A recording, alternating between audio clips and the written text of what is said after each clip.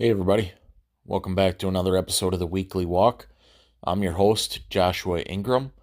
It is Monday, December 2nd, year of our Lord 2024. And this is episode number 116.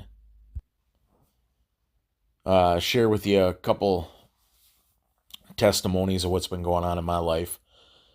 So, uh, over this last weekend here, um, I have a brother that lives out in Denver, who's been called to the ministry of evangelism. He's a street preacher.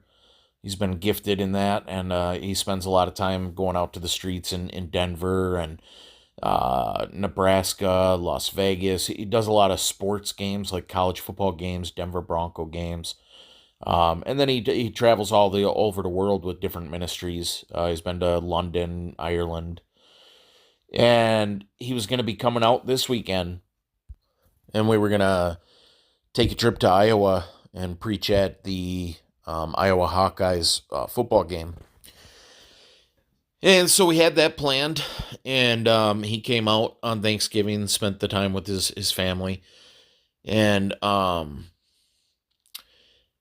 I don't have a reliable vehicle, so we had another brother that was going to drive us down there. And that brother decided he couldn't make it, so we were kind of stuck. Like, what are we going to do here? And so he decided he was just going to come hang out at my place. And so I randomly suggested that we go do something that he calls an air raid, which is you drive your car through a parking lot and just use the megaphone to preach the gospel out the car window while you're driving through the parking lot. And I said, hey, there's a small town near here. They got a Walmart, and it's going to be Black Friday, so they might have a lot of people. Maybe you want to go over there, and we can do some preaching. And so that's what we decided to do. And we go over there, and started running into obstacles, which sometimes it can be hard to discern. It's like, okay, is this the Lord maybe preventing us? Like maybe we're not supposed to be doing this? Because you always want to be open to the leading of the Lord. You want to go where he sends you. And sometimes he closes doors, sometimes he opens doors, like he closed the door to Iowa. And so, you're testing your heart, like, is this, maybe the Lord doesn't want us in Marshfield. That's the town we were going to. And so we get there, and all of a sudden my passenger window won't work. And that's kind of vital because, we're driving through the parking lot and using the megaphone out the window. So we're thinking about that, and it's like, okay, well, I suppose you can get in the back seat and do it. And we decide that's what we'll do, and we're driving through the parking lot, and it was packed. So there was a lot of people. It's always really, it was really cool to watch because, I'm watching people's faces, and there was just what I would describe as shock. Like a lot of people were just kind of flabbergasted, like, what is going on? Who are these crazy people driving through the parking lot preaching the gospel? But you can see people are hearing it, and it's a loud megaphone. Even when you're in the back of the parking lot, you can hear it all the way up into the front rows. And some people driving by giving us encouragement, giving us a thumbs up and saying, praising the Lord for the work. But then about halfway through the parking lot, one of the workers at Walmart comes over and actually like starts putting his hands on the megaphone, like physically trying to block it, like telling him, put this way, you gotta stop this. And my brother said, man, he looked demonic, his eyes. I couldn't see him because, I'm in the front seat. He's messing around in the back seat. But then he actually is trying to, like, he's got his hands and his head, like, almost in my car, like, almost coming through the window. So I'm like, hey, man, you need to get out of my car, you can't be doing this. And then he goes and he pulls out a big row of carts and tries to block our path with the carts. And so I started filming him because I was like, all right, this guy's going to try to hit my car or something. And he saw the camera, and so he stopped what he was doing. And then we were able to go around, but then a car full of young teenagers, they're hollering out their window, cussing and swearing or whatever they're doing. They're yelling nonsense. I couldn't really hear what they were yelling, but you could tell by the tone and the aggression that they were opposed to the gospel. And so they pull up right behind us and they just continually honk their horn, trying to drown out the sound. And what I told my brother, I was like, it's always encouraging. Like me and him started doing this a long time ago. Not too long after we first met, I could tell and he could tell that he had a heart's desire for evangelism. He had a heart's desire to street preach, and I'm not called to that. I don't have the gift. Like, I've noticed that people who are called towards evangelism, people who are called towards street preaching, they have a magnificent recall. They're able to just remember scripture verses and just quote them right off the top of their head. I've met several, and they all have that same ability. And to me, it just shows that's one of the gifts that the Lord gives to the people that He calls into that field. And I don't have that ability. I can't quote verbatim off the top of my head, or chapter and verse it. I can give you generalities, and I know the scriptures, but not like that. That's a gifting. And also, like, I just know that's not my field. That's not where I've been called. I feel like I've been called towards teaching. I've been called towards um, edifying, building up new believers and the church and things like that. But when he was first getting started, I wanted to encourage him. It's like, here's my brother. And when evangelism, when you're going to go out and do it, there's a fear that comes over you. It's demonic oppression or whatever it is. There's some sort of fear that always tries to prevent you from going out. And it's much easier to go out if you have somebody supporting you. And so when he was first starting to do it, I thought, I'm not going to leave my brother out there alone. I'm not called to preach, but I can certainly go stand with a sign and I can hand out gospel tracts and just be there to be an encouragement. And so that's what I was doing. And one of the things we learned is whenever there's some sort of, like, we always in the cities, we'd go down and preach, and we'd always have people like flipping us off or cussing at us or making stupid satanic references and things like that. And it has the opposite effect of what what the devil is hoping to do. It actually encourages us because it shows, okay, the Spirit's at work here. The word is going forth and piercing hearts. People don't react like that unless the word is piercing their heart, unless their conscience is being hurt. They're being pierced. And the darkness resists that. So when there's resistance, it's an encouragement. It shows, okay, the Spirit's at work.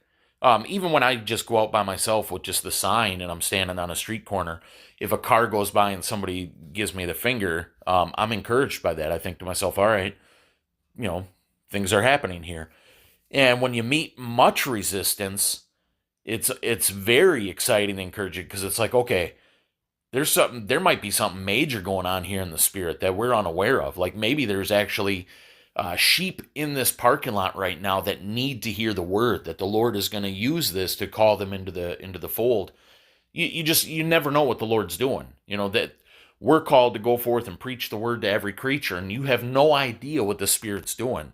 The Spirit can be working in hearts, and you'll never be aware of it, but it's happening. The word doesn't return void. So it was very encouraging to see this amount of resistance. And I shared that with my brother, and he agreed, and so it was an exciting, refreshing time, and we finished up and left off from that, and it was just really good. It was just a really, like I say, refreshing time. It was exciting. It was fun.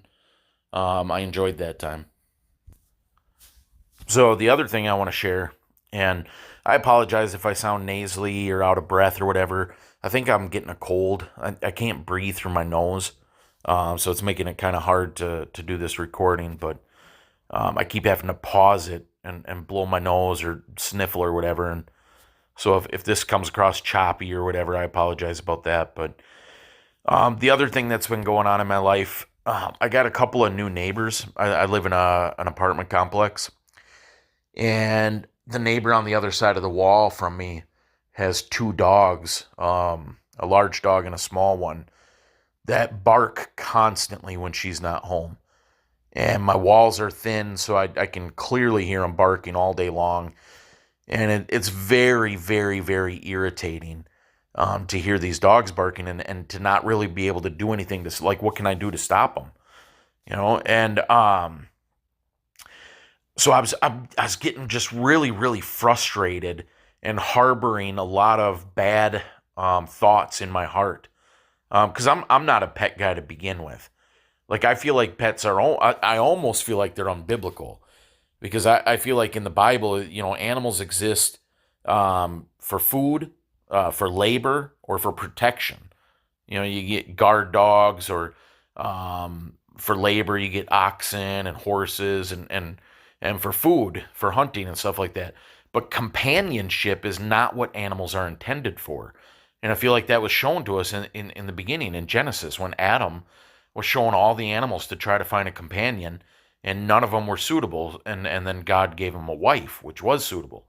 So I feel like nowadays the modern idea of pets is doing what Adam tried to do with the animals. You're trying to find some sort of companionship, some sort of emotional connection with an animal, and that's not their purpose. So I don't like the idea of pets, and I feel like people get crazy with their pets, putting them in clothes and referring to them as their babies or their children, and it's just ridiculous. It's very, very irritating, and I'm opposed to the idea of pets to begin with.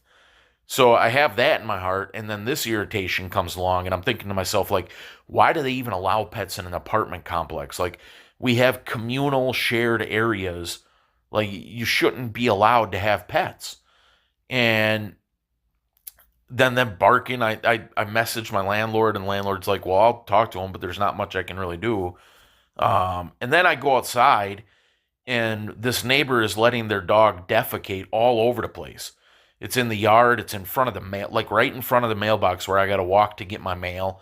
It's in the parking lot, like where you're getting in and out of your car or going to throw away trash in the dumpster.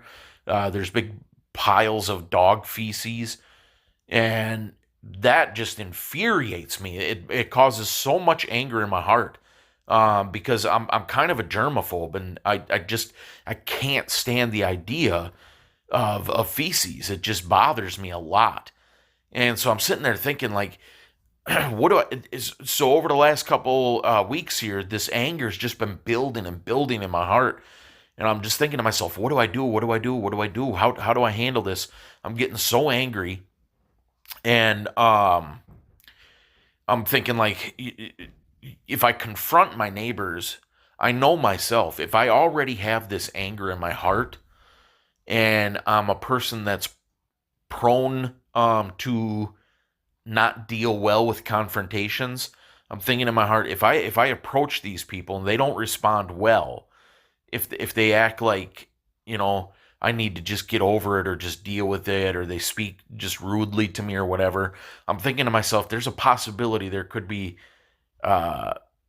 negative a negative conflict there. There might be, like, I don't trust myself in that situation, so I've avoided confronting them. And so as I'm sitting there thinking about it, so that's what's going on in my heart. Then spiritually, I've been reading the scriptures in a different way lately, and I think I've shared with you guys on the podcast how I'm on Monday, I'm prayerfully considering several different chapters and just looking for one to really stick out to me, waiting for like a prompting or an unction from the Spirit to select one chat. And then when I settle on that chapter on Monday, I read that chapter and I try to find one verse that sticks out to me. And then I'll meditate on that particular verse all week long. I'll reread that chapter several times throughout the week. And I'll just try to build upon that one verse. I'll sit and think about that verse on Monday, and then on Tuesday, I develop those thoughts a little bit more. On Wednesday, even more so, and then on Thursday, I'll look up like commentaries on it. Just to progress on that one verse, and just let that one verse saturate my soul, and just sit and meditate upon it and contemplate it. And so 2 weeks ago, um, the verse that the Lord laid on me was from Philippians 2. I think it was Philippians 2. And forgive me, I can't recall it verbatim. But it's do all things without murmurings and disputings. And so I'm meditating on that, and I'm thinking, man, my heart has been set on disputing, with my neighbors. I've been thinking about fighting them. I've been thinking about like just bad things in my heart. And again, that's why I've just avoided confronting them, because I know I've got these evil thoughts in my heart. And the Lord gives me that verse, and it's like that. I shouldn't be doing it that way. I should do all things without complaining, just accepting the sovereignty of the Lord. It's very, in the grand scheme of things, these are minor issues that really shouldn't have any effect on my life. And without disputings, if I'm going to resolve anything, I have to have I have to have conversations with the neighbors without disputings, with gentleness, with mercy, with meekness. And so as I'm meditating on that verse, and I'm recognizing the flaw in my heart, um, the troubles get added to. All of a sudden, the neighbor on the other side of the building, on my bedroom wall, so the one neighbor is the one on the north side. Now the neighbor on the west side has a dog that's howling all day long. And I'm like, oh man, I'm getting it from two different angles here, from one side to the other. But I recognize immediately, okay, this is just a test. This is a trial. I recognize how I need to be thinking in my heart. And then the trial just gets heated up a little bit more. Oh, okay, well, here's another dog. Now I've got double frustration. So then this week's verse just happened to be another very similar verse from Proverbs 15:1. A soft answer turneth away wrath, but grievous words stirreth up anger. And it's like, if I were to go to my neighbors with grievous words, it's just going to create anger. It's not going to resolve anything. It's a soft answer. And it's just a beautiful thing when the Lord does things like that. Ever since I started this new approach to reading the scriptures, which I don't recommend for everybody. It's just, I'm 23 years into the faith. I've read through the scriptures in numerous different ways, just trying to keep it fresh every year. You get your yearly reading schedule, and I've done front to back to front, chronological, reverse chronological, big books to small books to big books, doing my favorite chapters. Just I've done numerous different ways of reading through the scriptures, and just here over the last few months, this new approach where I'm just slowing down and focusing on one verse a week. It's really been beneficial, and it's been amazing how the Lord has worked in this and brought appropriate verses, brought verses that are very applicable to what's going on in my life at that moment. So yeah, just a cool testimony I wanted to share with you guys.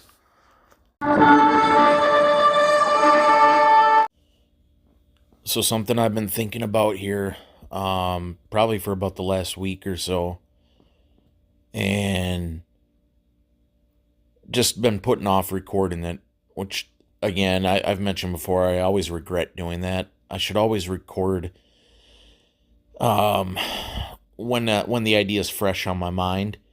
It's when I'm most zealous. It's when the thoughts are full or are flowing freely. The more I put it off, the more I forget, exactly what it was that I was thinking about. But I'll try to put it all together here for the podcast. So the issue is the death penalty, and there was a major news article about an illegal immigrant who had killed a young girl. And a lot of Christians that I saw on social media were posting how they regretted that this guy didn't get the death penalty. He was sentenced to prison time and not the death penalty. And they were saying how he should have gotten the death penalty. And it's a pretty common thing that I see amongst Christians, and it always grieves me, um, for a couple different reasons here, and I'll try to explain it. So Christians will always point out how God instituted the death penalty. Like in the Old Testament, we read about how if somebody took a life, they were to be put to death, and so they use that to say, we should be in favor of the death penalty. We should be in favor of capital punishment.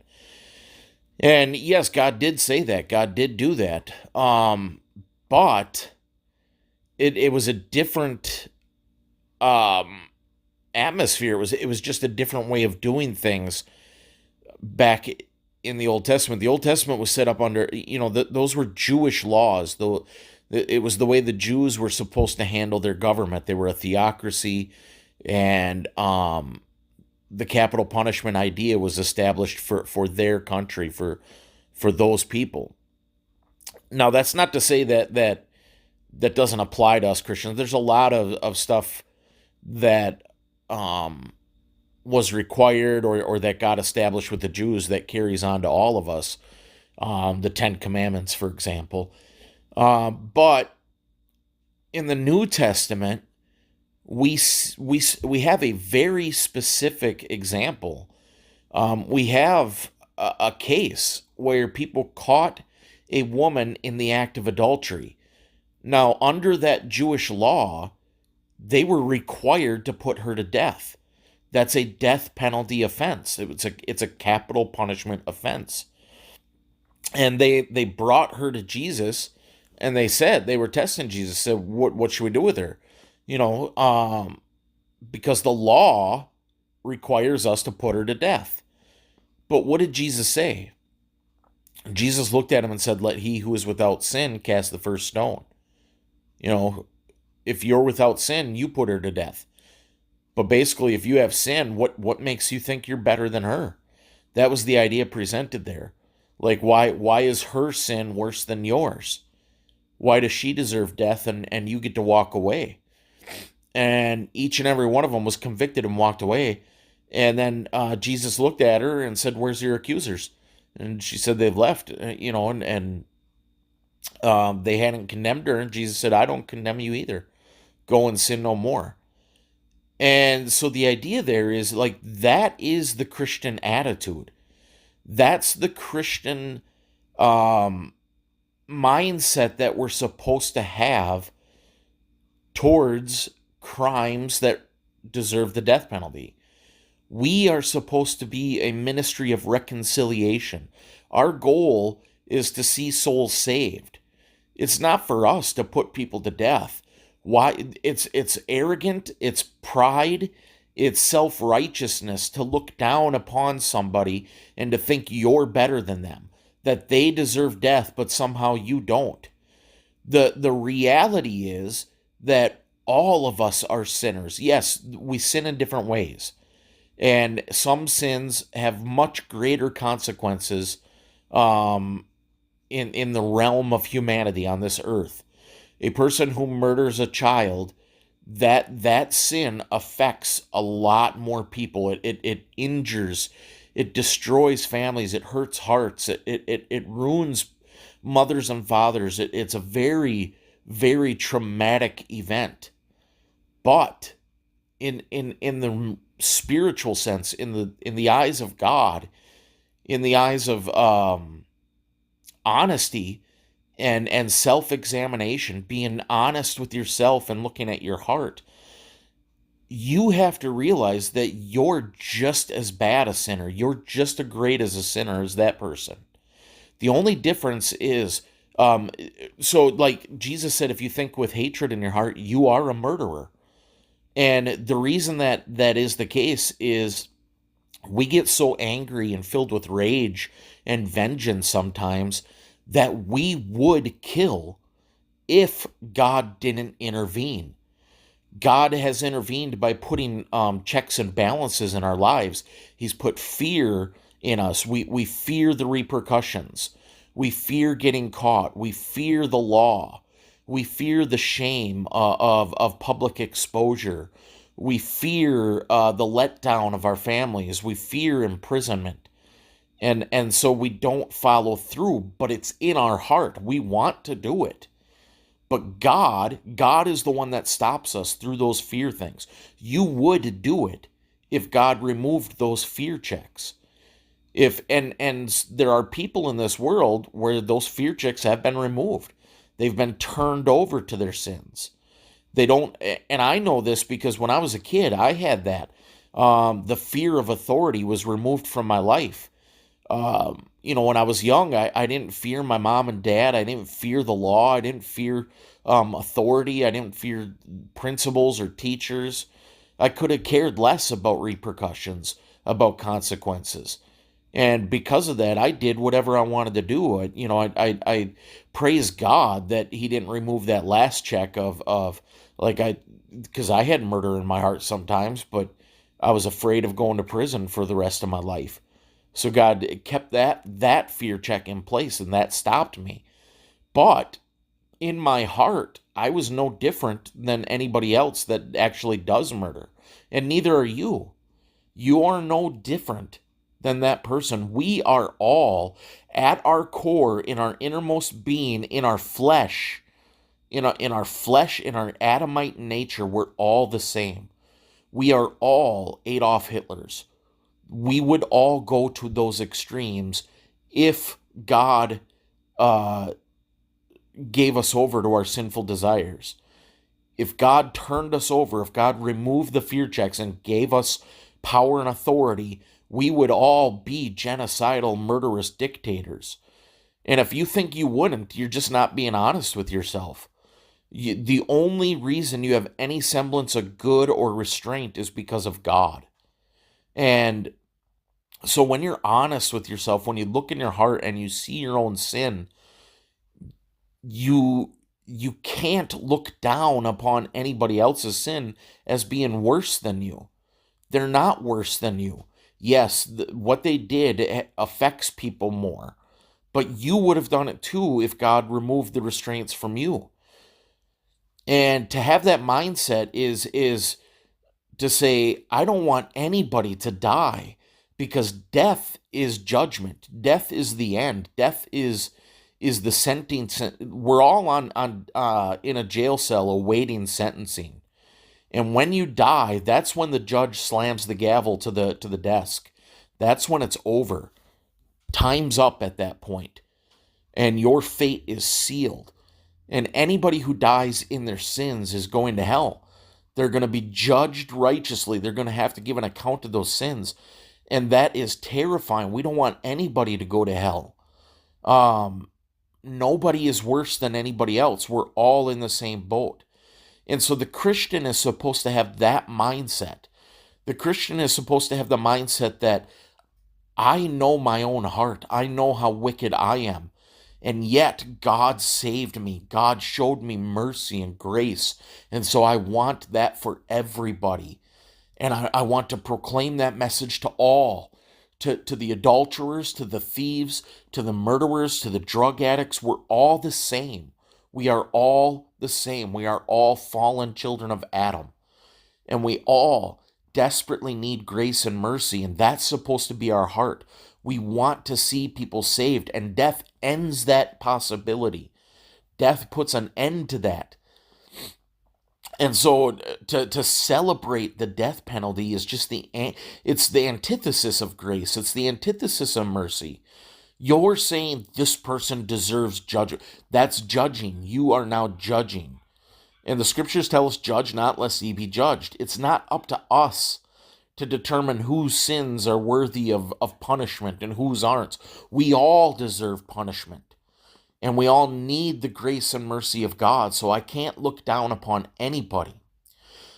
Now, the caveat to this is, if somebody were to ask me, well, do you believe in the death penalty? I would say, I don't want anybody to die. But government is a separate issue.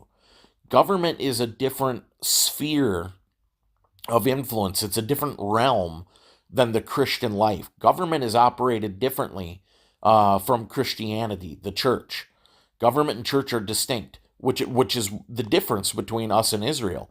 Israel, the government and the church were the same. The priesthood were the leaders. It was a theocracy. And so government and church had to intermingle back then. But now they're distinct, and God is sovereign over the nations. God appoints rulers and authorities for the punishment of sin. But that's God's business. It's not the church's business. It's not for us to get involved in that. If governments decide that they want to have a death penalty, that's their business. That's not mine. I'm neither going to oppose that, or I would say that I'm not going to support it, but I'm not going to disagree with it either. I'm going to say that's God's business. God appointed those authorities, and if they decided there should be a death penalty, then there should be a death penalty. And that's their business. If they decide to put someone to death, that's their realm. That's their authority. That's how they're supposed to operate. That's their business. The Christian business is to seek and save the lost. I'm not going to celebrate or advocate for the death penalty because that is arrogance, that is self-righteousness, and that is vengeance, and vengeance belongs to God. It's not up to us. That's the other part. People who are affected by murder, they want vengeance, and vengeance is different than justice.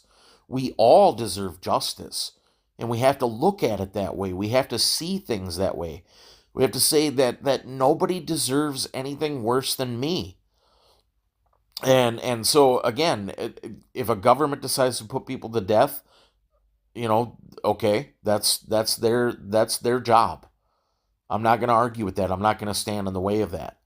But I'm gonna weep, internally. I'm gonna be sad. I'm gonna be tragically affected by the death of anybody, the person who was killed and the murderer, because judgment is set at that point, and that's terrifying if that person doesn't know the Lord. We want all to come to know the Lord, and we have to have that mindset. It's repulsive to see Christians celebrating the death penalty, or advocating for it. You're not living what you're supposed to be living. You're not showing forth an attitude of mercy and reconciliation. You're showing forth an attitude of judgment and self-righteousness and vengeance. And it shouldn't be that way. So again, the bottom line is, if governments decide to put people to death, that's their business. Our business is to plead for the salvation of souls, and recognizing that when they die, we no longer have the opportunity to seek their reconciliation. That's the end of their opportunity, and that's tragic. We want people to be saved, and we want people to have as much opportunity and as long as possible to come to the Lord. I don't want to see anybody put to death. So I think Christians, it's going to be hard for them because a lot of people have emotional attachments to this idea. They've been affected by a murder, perhaps, or they it just affects them emotionally. But you're going to have to look at this separate from the emotions and recognize your own sinfulness and your own, how we all are equal. We all deserve death penalty. But we are of a ministry of reconciliation, and we want to see souls saved. And that needs to be your attitude. Brother of mine sent a message saying that he was thinking about the issue of retirement again, and what his thoughts are supposed to be on it. Like, what's the biblical response to the idea of retirement? And so it got me thinking again about the issue of money, and how disappointed I am in most of what I've heard within Christianity in regards to money. I think there's an unbiblical approach to it, and that a lot of people have taken worldly wisdom and confused it with biblical wisdom. This idea of frugality and saving up for retirement and um, making sure you have enough and stuff like that. To me, that's worldly wisdom. That's not Bible. What I read in regards to the Bible and specifically in regards to saving up money and what to do with money, we have one specific case where the Lord addresses it in detail. He gives a parable about a guy, a farmer, whose crops came in abundantly. And so he thought, and crops would be equatable to money nowadays. So he came into a large sum of money. In this parable, we can certainly exchange money for crops. And he said, what am I going to do with all this? I know. I'll build bigger barns so that I can store it all. And then I'll take my ease the next couple of years. I'll retire. I'll chill out. I'll relax. I won't worry about anything. And the Lord says, you fool. Today your soul will be required of you. So it's like this idea of saving for the future and making sure that I can live a comfortable lifestyle is foolish, because you don't know when you're going to die. And it's if your heart is set on, I want to make sure I can be comfortable, like that's not the goal we're supposed to have. Comfort and ease are not the goals for Christians. Those are worldly goals. Those are the things the Gentiles seek after. That's again, the scriptures say the Gentiles think that way. What are we going to eat? What are we going to drink for future? Thinking about the future. And the Lord says that's foolish. That's the way they think, not the way we're supposed to think. We're supposed to think about kingdom ways. And so then people will point out this idea of, well, we're supposed to be good stewards of what the Lord gives us. Okay. But being a good steward does not mean making sure that you're going to be able to live a comfortable, vain, materialistic life and just be lazy and useless in your old years. That's not what being a good steward is about. The scriptures tell us what being a good steward is. We're supposed to pour into the kingdom. If you're given an abundance of wealth, if the Lord has blessed you with money, being a good steward means not spending it stupidly, not wasting it on bigger cars and bigger houses and nice clothes and all this other nonsense. To be a good steward is to use that money for kingdom purposes. Seek first the kingdom of God. It would be making sure that your pastor is provided for. We're supposed to give them double honor. So make sure that he has the ability to work full time on the scriptures, that he doesn't have to have a part-time job so that he can preach. Take care of your pastor. Pay the church bills. Secondarily, make sure that the evangelists in your life are well funded and have the materials that they need. Make sure that they have the tracts and the signs and the evangelistic clothing and stuff that they need to go out to the streets and preach. And make sure that they're able to travel to the places the Lord calls them to travel. You're supposed to be using your money to fund that. Thirdly, the poor in your church. Those that are really poor, not those that are just lazy and abusing the welfare system and don't want to work. But the widows and the orphans and those that are really poor, the disabled, the people that can't afford things. Take care of them. And the ones in the church. We're supposed to look after the church first. That wouldn't mean that you would ignore somebody in need that's not in the church. If there are people in your life like that as well, you certainly want to do what you can to help them. But you focus first on your family members, the church family. And you provide for those in your household. It says your immediate family that are dependent upon you to provide for them. Make sure you're providing for them. But that would be the third thing to do.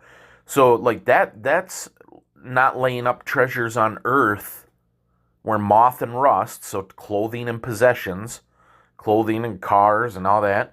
Don't lay up yourself treasures on earth where moth and rust corrupt and thieves can break through and steal, but lay for yourself up treasures in heaven. That's focusing on the kingdom, focusing on glory things. That's where you want to be spending your money.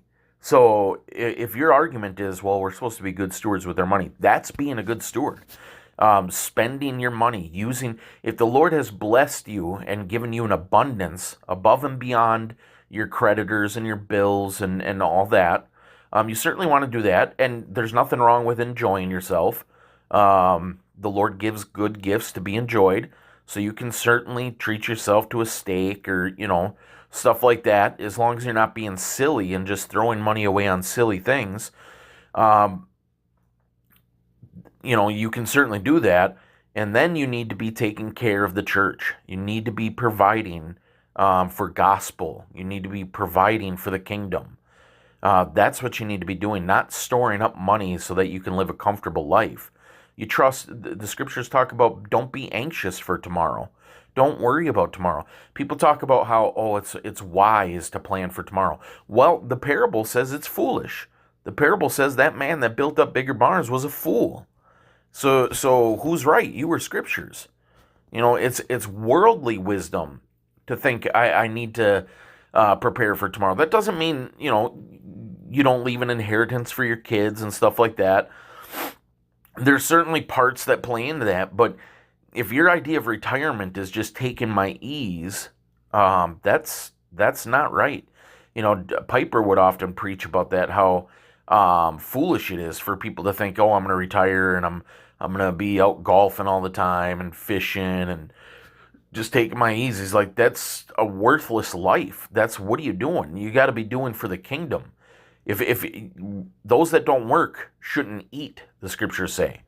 And yeah, if we're not doing physical labor anymore, if we're not out actually doing the 9 to 5, well, then you need to be involved in the kingdom work somehow, spending your time doing that. Either way, retirement's not an option. You got to be doing something. You can't just be wasting away, and you don't have to worry about providing for yourself in your old age. The Lord will provide. Seek first the kingdom, and all these things will be added to you. That's the scriptural response. So when you're thinking about the future, you're taking your eyes off the kingdom work. Don't worry about tomorrow. Don't worry about the future. Worry about right now. If you have an abundance of money, look around in your life and see where you can use it for kingdom glory. Like, are there people in your life that are doing work for the Lord that could use funds, that could use materials? Is your pastor well provided for? Are the people in your church that are poor, the widows, the orphans, are they taken care of? Are there things kingdom ministries that you can invest in that need it? Look around and just see where the Lord wants you to use it. And again, don't be afraid to enjoy yourself, but that's where being a good steward comes in. Are we just wasting our money, throwing it away on stupid, vain things? Getting a fancy. If you're driving around in a car that's functional, that gets you from A to B, and the only reason you can think of to get a better one is because of how nice it would look, that's vanity. That's a waste of money. You're like, what is the point in that? Or a bigger house or whatever. It's foolish to pursue those things. But so to me, that would be not being a good steward of your money, is using it on stupid, foolish things. Buying fancy clothes and nice shoes and going to get a $150 haircut when a $20 haircut will suffice. Things like that. That would be an unwise steward. A good steward is going to look around and see where can my money be used for kingdom glory. And then, yeah, if things come up and you have an opportunity to enjoy life, a good meal, a vacation, and again, it's not wrong to get yourself a nice pair of clothing or something every now and then, as long as your heart's not set on those things, as long as you're not aiming on saving money to achieve vanity. That's just foolish. I'd stopped recording there, so I apologize if this sounds wonky, the edit is bad on it, but I had one other thought I wanted to add to the end of this. So I'm not saying that it's wrong to have an excess of money. Like, if the Lord has blessed you beyond your needs, like your bills are paid, your cupboards are full of food, you got clothing, everybody's taken care of, and you've given into the ministries what the Lord wants you to give. Everybody in their life has things in their life. Every Christian has things in their life that are ministries for them. You have your church. You know of evangelists. You have different ministries that you use to feed your soul, whether that's podcasts or different apps and things like that that people might use. Whatever it is, there's ministries and there's people in your life that we should be giving to. We should be providing for if they need it. And so if you've done that, you've looked around, you've given what the Lord wants you to give. You've made sure that the people in your church and your household are taken care of, and you still have an excess. There's nothing wrong with that. There's nothing wrong with just sitting on it, but not setting your heart on it. Just, it is what it is. You have an excess. And that way, if things come up, if all of a sudden you're at church one time and there's a ministry that comes through, an evangelist that needs $5,000 and you've got an extra $5,000, there's a smart way to invest. That's a biblically intelligent thing to do with your money. Invest in the kingdom. And that doesn't mean that we're just foolishly giving to everything. So, we have to be wise, and making sure that the ministries are valid, that they're solid, that they're teaching truth, or that, the poor that you're giving to, that they really are poor and they're not just abusing generosity and abusing the welfare state. We certainly don't want to do that because, again, the scriptures say if you don't work, you shouldn't eat. If a person has the ability to work, they should be working and providing for themselves. So, again, it's not wrong to have money in savings. It's wrong to have your heart set on that savings as a means to achieving comfort and materialism. That's where the error comes.